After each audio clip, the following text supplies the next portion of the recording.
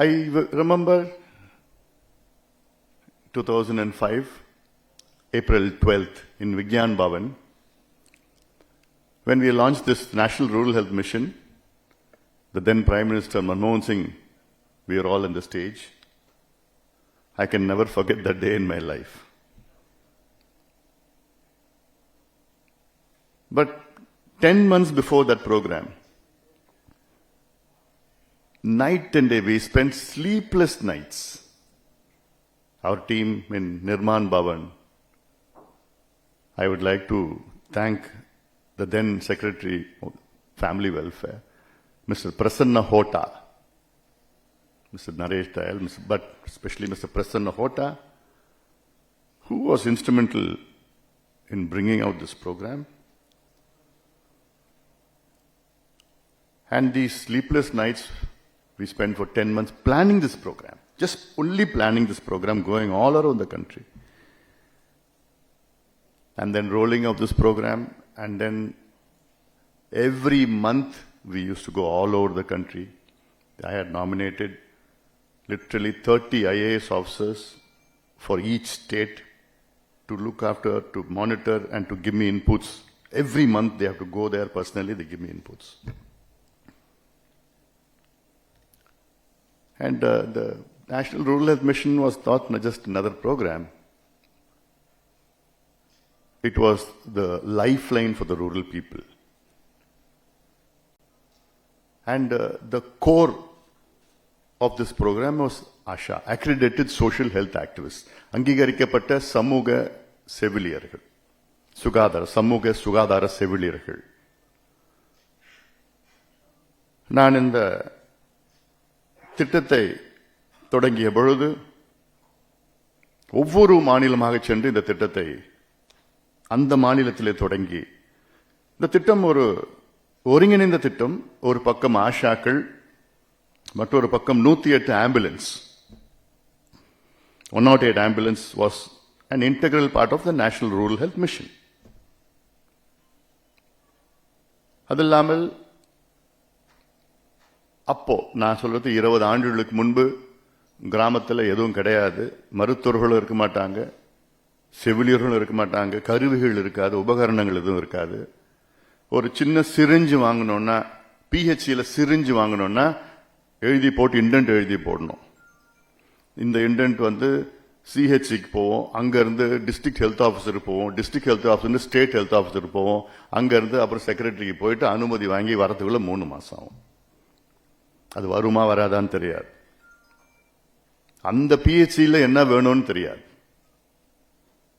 அந்த பிஹெச்சிக்கு இன்ஜெக்ஷன் கேட்டா டிவி வாங்கி கொடுப்பாங்க, ஏன்னா டிவியில தான் அதிக கமிஷன் வரும்.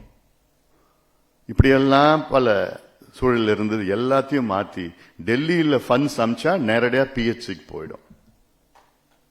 இதுதான் இந்த திட்டத்தினுடைய வெற்றி. அந்த பிஹெச்சியில் என்ன வேணுமோ அந்த டாக்டர், ஒரு டீம் இருக்கும், ஆடிட் டீம் இருக்கும், அவங்க கோரிக்கைகள் என்ன ஒரு டீம். அந்த டீம் பிஹெச்சியில் சிரிஞ்சு வேணுமா, ஸ்டெரிலைசர் வேணுமா, ஆட்டோக்ளேவ் வேணுமா, என்ன வேணும் அதெல்லாம்.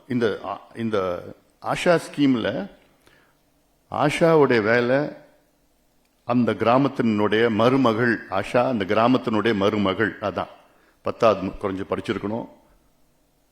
ஏன்னா ஆஷா நியமனம் பண்ணிட்டு மகளா இருந்தா பக்கத்து கிராமத்துக்கு போயிடுவாங்க. அதனால அந்த கிராமத்துடைய மருமகளா இருக்கணும்.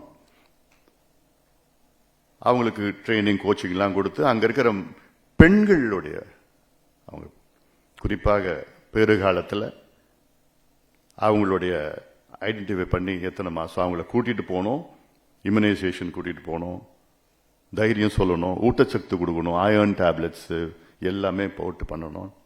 அவங்க கிட்ட அந்த சின்ன மாத்திரைகள், தலைவலி, சாதாரண பேதி, அந்த மாதிரி மாத்திரை தான் இருக்கும். அது இல்லாமல் குழந்தை பிறந்த உடனே குழந்தைக்கு இம்யூனைசேஷன் எத்தனை கூட்டிட்டு போகணும் எல்லாமே பார்த்துக்கிறதுக்கு அந்த ஆஷா. இந்த பெண்கள் ஹாஸ்பிட்டலுக்கு வந்துட்டு டெலிவரி பண்ற டைம்ல வந்து ஆஷா கூடவே தங்கணும், இந்த அம்மா கூட தங்கணும். தங்கி இந்த நேஷனல் ரூரல் ஹெல்த் மிஷன்ல வந்து அந்த அம்மாவுக்கு வந்து புடவை, சாரி புடவை வாங்கி கொடுத்து கூட ஃபண்ட்ஸ் கொடுத்துருந்தோம். என்ன புடவை இதுவாயிடுச்சு, அழுக்காயிடுச்சுன்னா புடவை வாங்கி கொடுத்து அந்த அம்மாவை பத்திரமா திருப்பி வீட்டில் போய் பாதுகாக்கணும். இது 20 ஆண்டுகளுக்கு முன்பு இந்த திட்டத்தை கொண்டு வந்தது. அதன் பிறகு ஒவ்வொரு பகுதியில் போயிட்டு உலக அளவில் எத்தனையோ நிபுணர்கள் வந்தார்கள். அப்போ ஜெஃப்ரி சாக்ஸ்னு பொருளாதார நிபுணர், இன்னைக்கு கொலம்பியா யூனிவர்சிட்டியினுடைய professor and HOD of Columbia university New York.